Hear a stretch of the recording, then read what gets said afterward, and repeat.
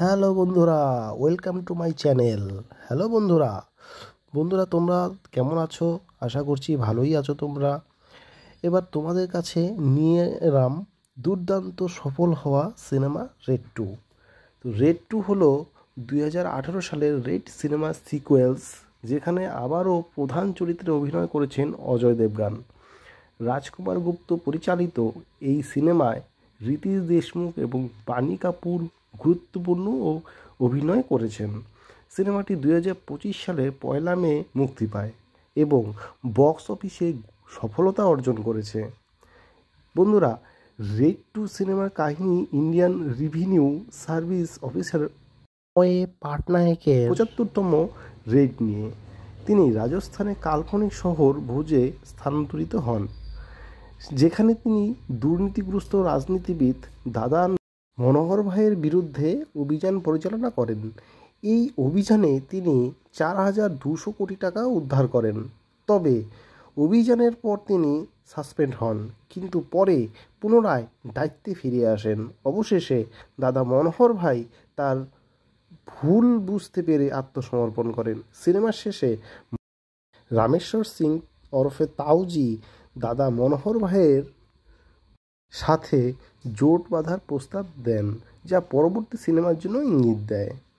বন্ধুরা, এই মুভির পরিচালনায় যারা আছেন তারা হলেন অজয় দেবগন ওরফে অময় পাটনায়ক, রিতেশ দেশমুখ ওরফে দাদা মনোহর ভাই, বাণী কাপুর ওরফে অময় পাটনায়কের স্ত্রী মালিনী পাটনায়ক, রাজেদ কাপুর ওরফে কাউল আইটিসিটি প্রধান কমিশনার।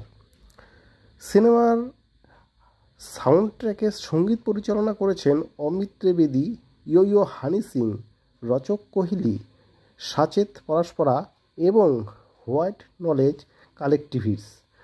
প্রথম গান নাশা মুক্তি পায় 11 এপ্রিল 2025, দ্বিতীয় গান কামলে 16 এপ্রিল 2025 এবং তৃতীয় গান তুমহে দিল্লেগি মুক্তি পায়।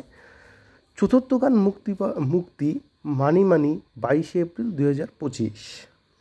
বন্ধুরা, রেড টু সিনেমাটি প্রথমে ফেব্রুয়ারি 2025-এ মুক্তি পরিকল্পনা ছিল, কিন্তু পরে 1 মে 2025-এ মুক্তি পায়। সিনেমাটি বক্স অফিসে সফলতা অর্জন করেছে এবং 2025 সালের দ্বিতীয় সর্বোচ্চ আয়কারী হিন্দি সিনেমা হিসেবে পরিচিত পেয়েছে। সিনেমাটি সমালোচকদের কাছে থেকে মিশ্র প্রতিক্রিয়া পেয়েছে। অজয় দেবগনের অভিনয় প্রশংসনীয় হয়েছে, তবে রিতেশ দেশমুখের ভিলেন চরিত্রটি বিশেষভাবে উল্লেখযোগ্য।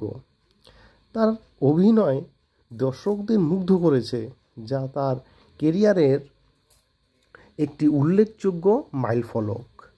সিনেমার শেষে রামেশ্বর সিং ওরফে তাউজি দাদা মনোহর ভাইয়ের সাথে জোট বাঁধার প্রস্তাব দেন, যা পরবর্তী সিনেমার জন্য ইঙ্গিত দেয়।